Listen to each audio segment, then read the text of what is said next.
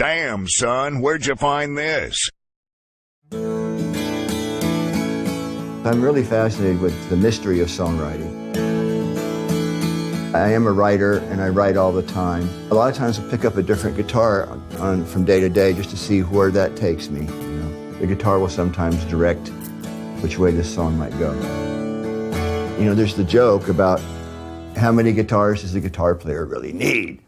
Only one, more. You've probably heard that one. Well, that's me.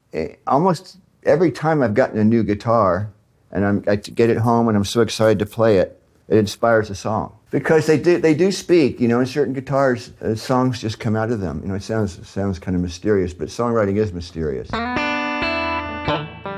This is a Fender Broadcaster. It's from the early 50s.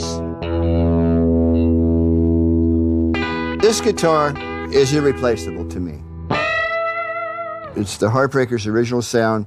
It's my first really nice electric guitar. It's priceless. I will never sell it. I got it for $600 at Nadine's Music Store in Hollywood, California, when we were doing our first record, because I only had a Stratocaster at the time, and Tom was using that. So I needed something good. And I found this on the wall, and it's natural wood, and it's just beautiful. It plays wonderful. And we used it all through the Heartbreakers records. In fact, on Mary Jane's Last Dance, Tom played this. It kind of helped establish what the Heartbreakers sound like, with the overtones of this guitar. Telecasters are very popular with a lot of players. They tend to be bright. This guitar, for some reason, is bright, but it's not brittle. It's got a nice brightness, an even kind of high end to it that cuts through, but it's also kind of mellow at the same time.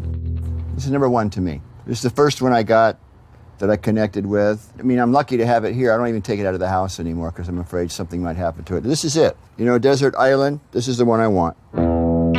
It's part of me, and I know how to make it work. This is a 1959 Les Paul.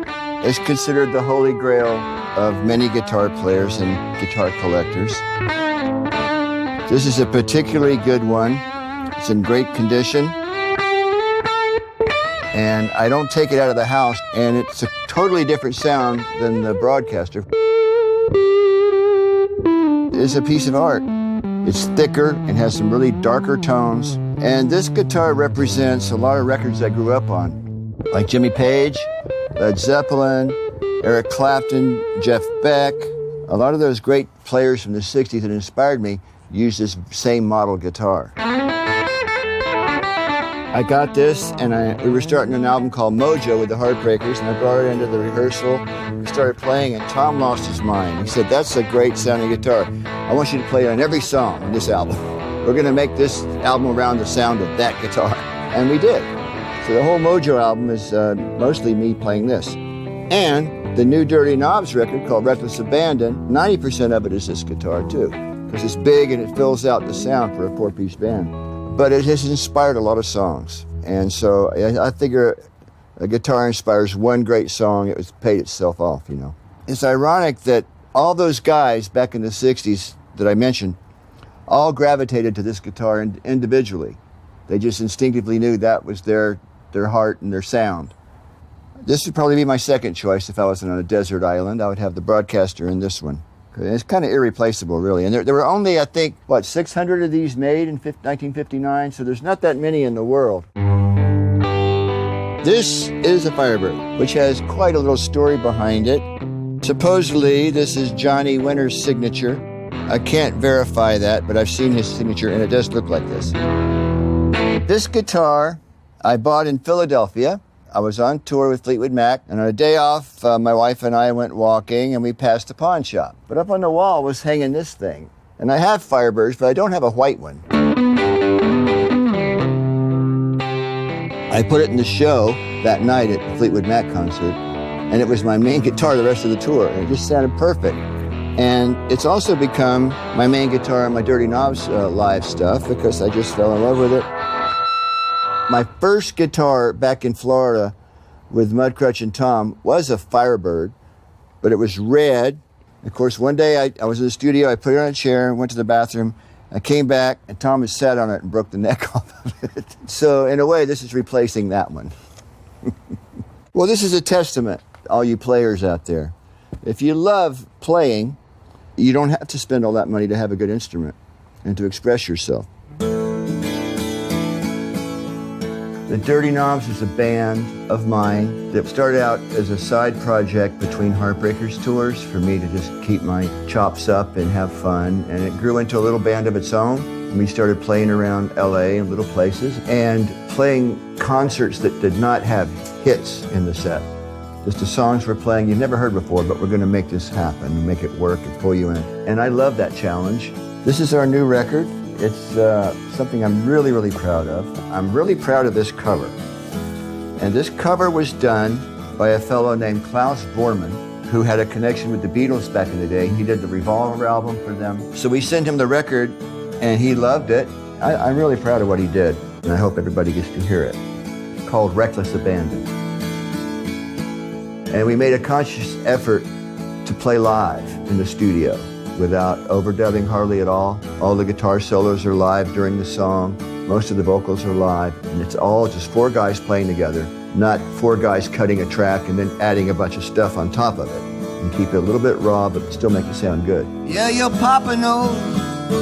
Most of the Reckless Abandon album is loud rocking. There's a couple of songs that are a little quieter and tender, and the song Irish Girl is one of those. How far a young girl will go for the love of a London man. I was driving home one day, and I had the radio on, and there was a song by Van Morrison and Them, and I thought, that has got a great groove. When I got home, I took the guitar out, and I tried to find that feel on the guitar, and just real simple chords. There's 3 chords in it, I think.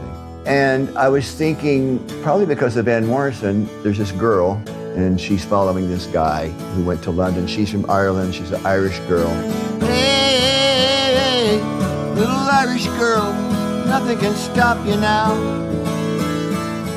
I like the lyrics on this song. They're more poetic than most of the record. Can you feel the night flowing through your bones?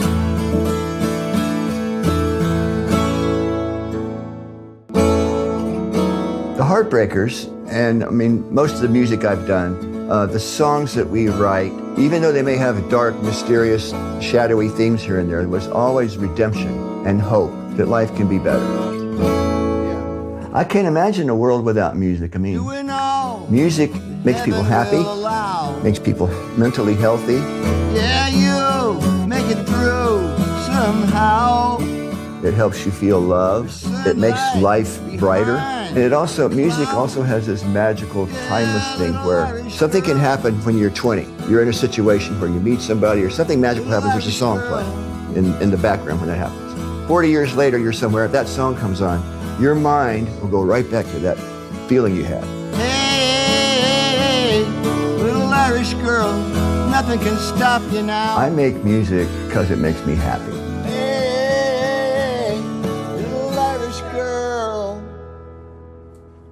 Nothing can stop you now. Damn, son, where'd you find this?